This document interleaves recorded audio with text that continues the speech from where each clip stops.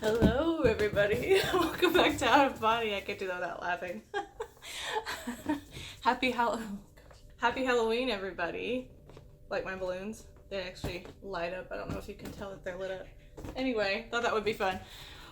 Happy Halloween, everybody. We are finally here. It is the 31st day of October. I'm so excited to do a video today.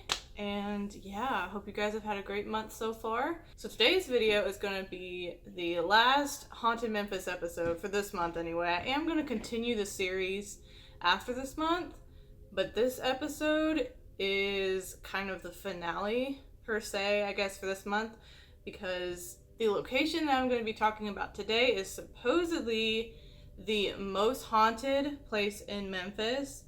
It's even been deemed the most haunted place in America. So if you'd like to hear more about that, just keep on watching. Okay, so upon editing this video, I can't believe I completely forgot to give a shout out to the Sightless Sonderer. The awesome creepy music you're hearing in the background right now is created by him, and he has a YouTube channel and Twitter and all that stuff. So I will link all his links in the description and in the cards. So huge shout out to him. Thank you so much, Sightless Sonderer, and let's get right into this video. So one of the most haunted places in America is actually right here in Memphis. It is called Earnestine and Hazel's. It is located on 531 South Main Street, and let me tell you, this place has a lot of history to it. So Earnestine and Hazel's is now a bar, but it did not start out that way. There have been multiple different uses that this building has been used for, and as you can see over here, from the pictures of it, it doesn't look that creepy. Like you would think the most haunted place in America, or Memphis, or wherever, would be like extremely creepy looking on the outside, but it's really not. It just looks like a regular like corner bar. But this bar has actually been featured in 9 different movies. Now, it was built in the 1800s.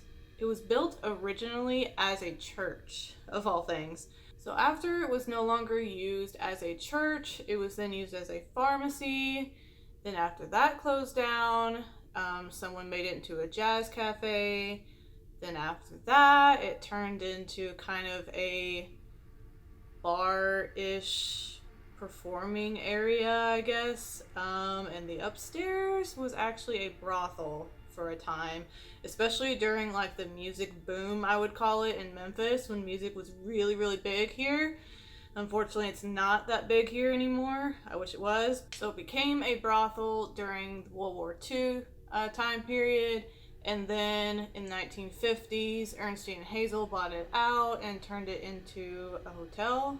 So it still bears the name Earnestine and Hazel because they bought it in 1950. Although now it's just a bar and the upstairs isn't really used for anything. People tend to not go up there, and we will find out why just here in a second. So as I said earlier, the upstairs of this building was once used as kind of anything goes, or brothel, as you could say. Now, supposedly, there were women who were killed up there. There's not a whole lot of definite information on that, at least not that I could find. I have not been to this place before, but I do want to sometime soon. So there are a lot of famous people who are said to have made a stop at this Earnestine and Hazel's at some point in time. One of those people is Ray Charles. Supposedly he used to stay upstairs at times, and apparently he did drugs and messed around with women. That's the rumor anyway. So it was kind of a hot spot for a lot of musicians, supposedly, back in that time. Now, as far as upstairs goes, all of the original rooms that were used for the brothel are still there today. Like I said earlier, they're not really used now. I think if you come there and you want to like investigate, they'll let you go up there. But even some of the employees don't go up there because there's so much paranormal activity. So in the upstairs, there is a small lounge area that has a piano, and supposedly that piano will play on its own at times. There's also a clawfoot bathtub, like a really old bathtub, that supposedly a woman committed suicide in there, and her ghost is said to haunt those halls. So a lot of people have witnessed the paranormal activity in this building. Now they say that most of the spirits who have been seen or sensed or heard are of women. So most people say that they have heard women's voices or sensed female spirits or even saw them. There's been so much activity at this place. People have heard things, seen things, felt things. There's just been everything under the sun at this place. I think that's probably why it's called one of the most haunted places in America, because there's just so much stuff going on there. It doesn't necessarily, I mean, it does have kind of a dark past, but it doesn't necessarily have like a ton of murders that happen there. Like, for sure, you know, supposedly there were, but we don't really know for sure. But there's just so much activity there. So other than the activity that's heard upstairs, one thing that's significant is the jukebox that is downstairs. The jukebox is from the era of when the building was, you know, active with musicians and all of that. Now, supposedly this jukebox is haunted or something like that, because people swear that they will be sitting at the bar having a conversation with their friend, and all of a sudden the jukebox will randomly start playing. For one thing, it'll just turn itself on and start playing when nobody turns it on or puts a coin in. That's one thing. If that's not weird enough, it will randomly start playing a song that pertains exactly to what those people were talking about in their conversation. So it's almost like the jukebox has a mind of its own and it's listening, or that maybe some spirit is influencing it and turning it on to let people know, like, hey, I'm listening to your conversation, like I know what you're talking about. So yeah, that is very interesting. That is like one of the main things that happens there, just on a regular basis that happens. For example, there was a time when a couple of employees were talking about James Brown, the day that he actually passed away, and then the jukebox all of a sudden turns on and plays I Feel Good, which is one of James Brown's most famous songs. So that is one example there of that happening. Very, very weird. Now, supposedly the people who haunt this building, some of them are kind of, not necessarily dark, but kind of mischievous. I would say kind of have a sense of humor, because there have been people who have come in there knowing the kind of infamous history of this building and that it's supposedly haunted. People will come in there that don't really believe in that stuff, and they will sit at the bar, and there's been times where they're kind of sitting there like, oh, joking about it, like, oh yeah, haunted, whatever, you know, like that's stupid, it's a little crap. Now, on one particular occasion, I don't know if this happened more than once or not, but at one point some guys were at the bar doing this and making fun of the ghosts, and then all of a sudden the lights dimmed really, really low, and then they got brighter, brighter, and brighter. So bright, it was at nighttime too, I'm pretty sure. And then the lights got so bright that it was as if it was daytime, like there was sunshine. And then I assume the guys at the bar were like, okay. Now, there have been a lot of people who have come through this building to do paranormal investigations. At one particular point, an employee named Karen, and I have an entire, like, multiple pages of notes, an interview that somebody did with her, and she has a lot of experiences that she's had, so I'm going to kind of read through those here in a minute. But one thing in particular, when some paranormal investigators came to inspect specifically the upstairs of that building, she was there.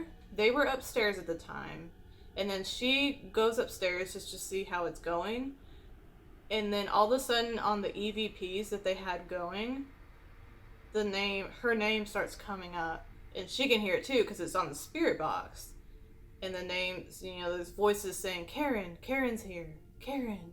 So it's like all the ghosts know her. She has actually been working there for a lot of years, and she has had a lot of experiences here. She loves working there though. She's always enjoyed it, and she's never had anything, you know, so scary happen that it scared her away. She feels like the spirits who are there kind of, you know, she respects them, so they respect her, kind of thing. And, you know, from what we said earlier about the paranormal investigators and their spirit boxes, it sounds like the ghosts do like her. Because they said, you know, oh, it's Karen. Karen's here. So I'm just going to kind of go through some different things that Karen said in this interview. So I'm going to read it to make sure I, you know, say everything correctly. But, so she says at one point while she was there, a fellow co-worker who had been working there 15 years at the time had gone upstairs, I guess to get something, and then he came running down the stairs, through the bar, out the door, all the way home. And apparently, I guess he still works there. She says, to this day, he will not go upstairs. So it makes you wonder, like, what he saw or anything. I don't know if he said specifically. She says that he saw something in there that scared him to death. He couldn't explain what it was. Now, she also says that you can hear voices every now and then. You can't really tell what they're saying, but you can just hear talking when there's, like, nobody upstairs. Apparently everyone used to think that the cleanup guy for the bar was crazy because he'd say as soon as he'd walk into certain rooms, he would hear someone say, "Here he is again." But, you know, she believes it because she's been there long enough, you know, she believes him. Now, they've also had things go missing, like, such as a money bag. There was actually a money bag that they were going to take to the bank that went missing and was later, much later, found underneath a couch. And they swear that they did not drop it or put it under the couch or anything like that. It was just found, like, years later under this couch. And that actually happened twice, from what I've read. So that's weird. So this next story that Karen talks about is actually kind of a more heartwarming one, in my opinion. It's really sad, though. Apparently, she had lost a child, and she came into work at one point after it happened and was crying at the bar. And because she felt so close to some of the spirits there, specifically Earnestine, which Earnestine and Hazel were both sisters when they owned the building. They're passed away now, but supposedly they haunt the place too. So Karen, kind of in her mind, she's just really sad, and she's there alone, and she starts to kind of speak to Earnestine. And then something interesting happens. She asks Earnestine to give her a sign that her child is okay. So after she asks for the sign, she looks over to one of the booths, and there's a little baby bird that just crawled onto one of the booths. It then walks over to an iron gate where the door was open, and then it flew off.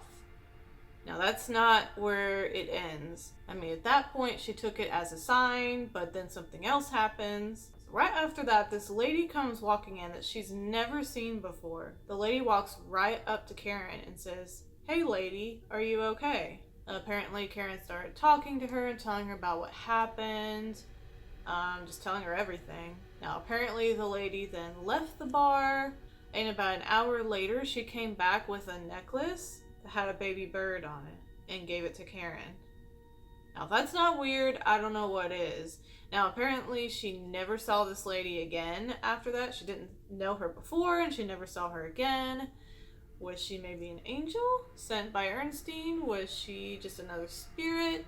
Who knows? But I think that's really, really heartwarming. I mean, it's kind of paranormal, I guess, but it's so, I don't know, I just think that's really, really sweet. Now she says that after that incident, she's no longer afraid of anything there. Not that she necessarily was before, but sometimes she'd get freaked out.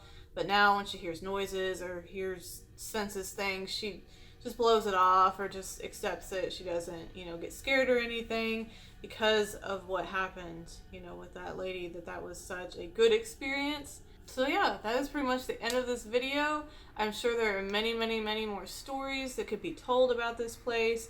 I will try to go there sometime soon and see if I can maybe talk to anybody there or even do an investigation myself. But this place, just about anybody who has been there has a story. It's just got so much paranormal activity. There have been so many ghosts seen walking around the bar, walking up and down the stairs, walking around upstairs. I mean, the jukebox thing. There's just so much that happens there that just goes on a normal basis. Even when people are there, like, you don't have to be there alone. Sometimes there's a bar full of people and something happens. I mean, it's that active. So yeah, I hope you guys enjoyed this episode of Haunted Memphis. I'm so sad that this month is over, but I'm also excited because I'm trying to plan some new things for my channel in the future. I did want to do a video on Elvis this month, and I didn't really get to that, but I will do that here within the next couple weeks. I do plan on doing another Haunted Memphis and talking about Elvis ghost sightings, but I thought for Halloween I would go with something that is supposedly the most haunted, the most scary place to go in Memphis. So anyway, I wish you guys a happy Halloween, have fun, be safe. I love you guys, and I will see you in the next video. Bye.